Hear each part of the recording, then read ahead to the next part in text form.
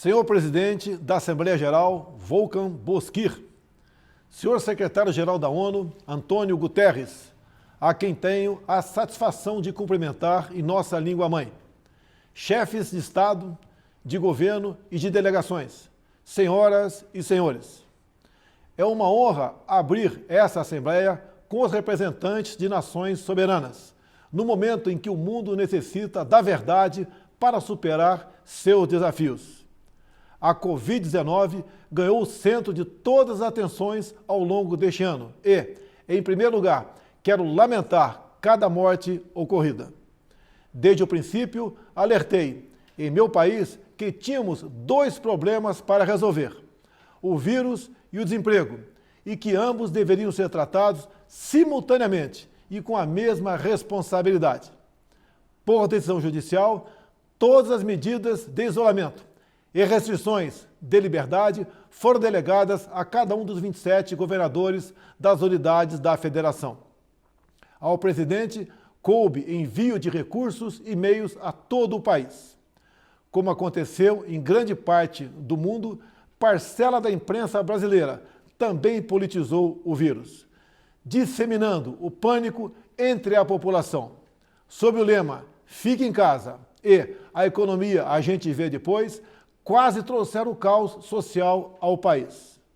Nosso governo, de forma arrojada, implementou várias medidas econômicas que evitaram o mal maior. Concedeu auxílio emergencial em parcelas que somam aproximadamente $1.000 para 65 milhões de pessoas, o maior programa de assistência aos mais pobres no Brasil e talvez um dos maiores do mundo. Destinou mais de $100 bilhões para ações de saúde, socorro a pequenas e microempresas, assim como compensou a perda de arrecadação dos estados e municípios.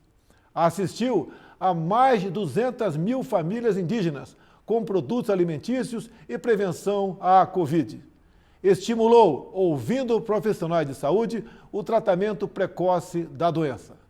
Destinou $400 milhões para pesquisa, desenvolvimento e produção da vacina de Oxford no Brasil. Não faltaram, nos hospitais, os meios para atender aos pacientes de Covid. A pandemia deixa a grande lição de que não podemos depender apenas de umas poucas nações para a produção de insumos e meios essenciais para a nossa sobrevivência. Somente o insumo de produção de hidroxicloroquina sofreu um reajuste de 500% no início da pandemia. Nesta linha, o Brasil está aberto para o desenvolvimento de tecnologia de ponta e inovação, a exemplo da indústria 4.0, da inteligência artificial, nanotecnologia e da tecnologia 5G, com quaisquer parceiros que respeitem nossa soberania, prezem pela liberdade e pela proteção de dados. No Brasil, apesar da crise mundial, a produção rural não parou. O homem do campo trabalhou como nunca, produziu, como sempre, alimentos para mais de 1 bilhão de pessoas. O Brasil contribuiu para que o mundo continuasse alimentado. Nossos caminhoneiros, marítimos, portuários e aeroviários mantiveram ativo todo o fluxo logístico para distribuição interna e exportação. Nosso agronegócio continua pujante e, acima de tudo, possuindo e respeitando a melhor legislação ambiental do planeta. Mesmo assim, somos vítimas de uma das mais brutais campanhas de desinformação sobre a Amazônia e o Pantanal. A Amazônia brasileira é sabidamente riquíssima. Isso explica o apoio de instituições internacionais a essa campanha escorada em interesses escusos que se unem a associações brasileiras, aproveitadoras e patrióticas, com o objetivo de prejudicar o governo e o próprio Brasil. Somos líderes em conservação de florestas tropicais. Temos a matriz energética mais limpa e diversificada do mundo. Mesmo sendo uma das 10 maiores economias do mundo, somos responsáveis por apenas 3% da emissão de carbono. Garantimos a segurança alimentar a 1/6 da população mundial. mesmo preservando 66% de nossa vegetação nativa e usando apenas 27% do nosso território para a pecuária e agricultura, números que nenhum outro país possui. O Brasil desponta como o maior produtor mundial de alimentos e, por isso, há tanto interesse em propagar desinformações sobre o nosso meio ambiente. Estamos abertos para o mundo naquilo que melhor temos para oferecer, nossos produtos do campo. Nunca exportamos tanto. O mundo cada vez mais depende do Brasil para se alimentar. Nossa floresta é úmida e não permite a propagação do fogo em seu interior.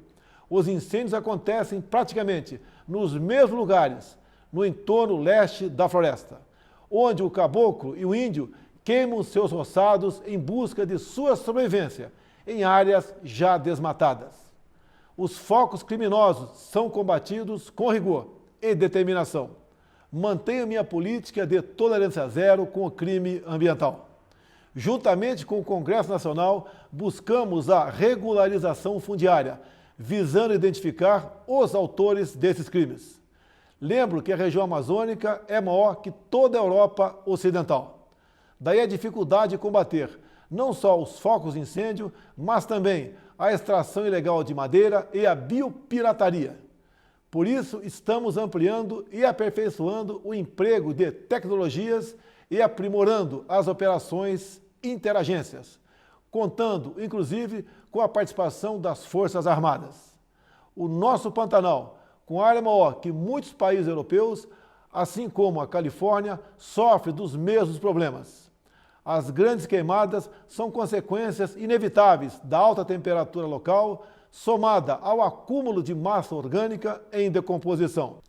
A nossa preocupação com o meio ambiente vai além das nossas florestas. Nosso Programa Nacional de Combate ao Lixo no Mar, um dos primeiros a serem lançados no mundo, cria uma estratégia para os nossos 8.500 quilômetros de costa. Nessa linha, o Brasil se esforçou na COP25 em Madrid para regulamentar os artigos do Acordo de Paris que permitiriam o estabelecimento efetivo do mercado de carbono internacional. Infelizmente, fomos vencidos pelo protecionismo. Em 2019, o Brasil foi vítima de um criminoso derramamento de óleo venezuelano, vendido sem controle, acarretando severos danos ao meio ambiente e sérios prejuízos nas atividades de pesca e turismo. O Brasil considera importante respeitar a liberdade de navegação estabelecida na Convenção das Nações Unidas sobre o Direito do Mar. Entretanto, as regras de proteção ambiental devem ser respeitadas e os crimes devem ser apurados com agilidade, para que agressões como a ocorrida contra o Brasil não venham a atingir outros países. Não é só na preservação ambiental que o país se destaca.